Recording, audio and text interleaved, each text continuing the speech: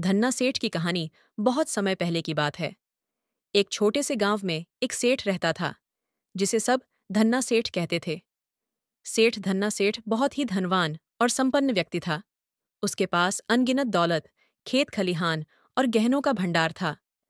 वह दिखने में जितना अमीर था, उतना ही दयालु और परोपकारी भी था। गांव के लोग उसकी ईमानदारी और मदद करने की भावना के कारण उसे बहुत मानते थे। धन्ना सेठ का प्रारंभिक जीवन धन्ना सेठ का असली नाम धन्नालाल था। उसका जन्म एक साधारण किसान परिवार में हुआ था। उनके माता पिता बहुत ही मेहनती और ईमानदार लोग थे।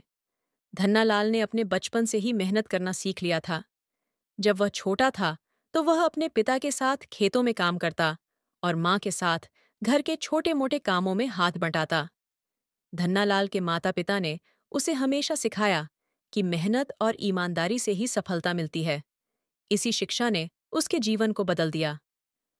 धन अर्जन की शुरुआत एक दिन धन्नालाल ने सोचा कि उसे अपनी स्थिति सुधारनी चाहिए।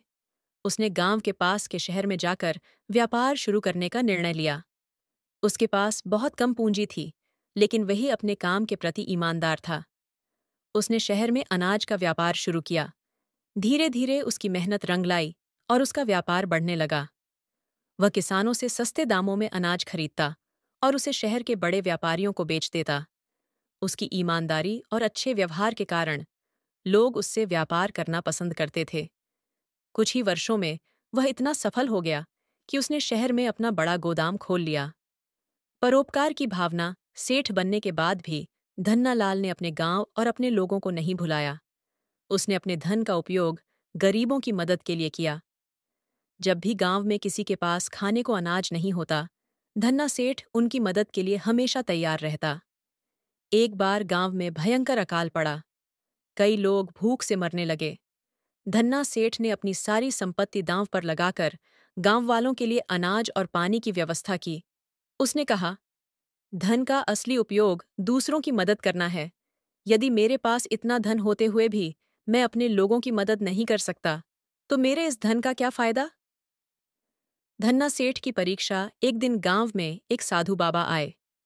उन्होंने धन्ना सेठ से कहा, सेठ जी, मैंने सुना है कि आप बहुत ही दयालु और परोपकारी हैं, परंतु सच्ची दयालुता की परीक्षा तब होती है जब इंसान को अपना सब कुछ खोने का डर हो।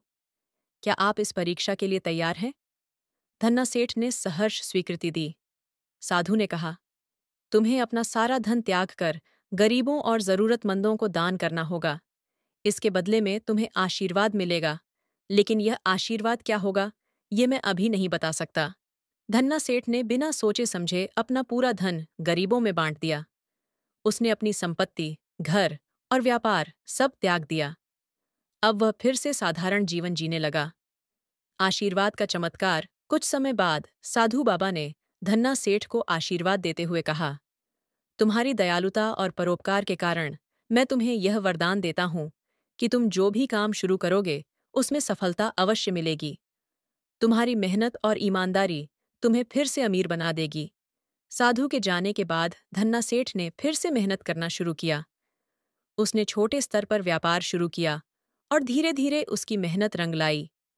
वह पहले से भी अधिक धनवान और सम्मानित व्यक्ति बन गया। धन्ना सेठ का संदेश धन्ना सेठ ने अपने जीवन से यह सीखा कि धन केवल अपने लिए नहीं, बल्कि दूसरों की भलाई के लिए भी होना चाहिए। उसने गांव में एक बड़ा स्कूल और अस्पताल बनवाया, जहां गरीब बच्चों को मुफ्त शिक्षा और इलाज मिलता था। गांव वाले आज भी धन्ना सेठ की इस कहानी को याद करते हैं और कहते हैं, धन को कमाना आसान है, लेकिन उसका सही उपयोग करना धन्ना सेठ जैसे इंसान का ही काम है। इस प्रकार सेठ धन्ना सेठ की कहानी हमें सिखाती है कि मेहनत, ईमानदारी और परोपकार से न केवल सफलता मिलती है, बल्कि समाज में सम्मान भी बढ़ता है।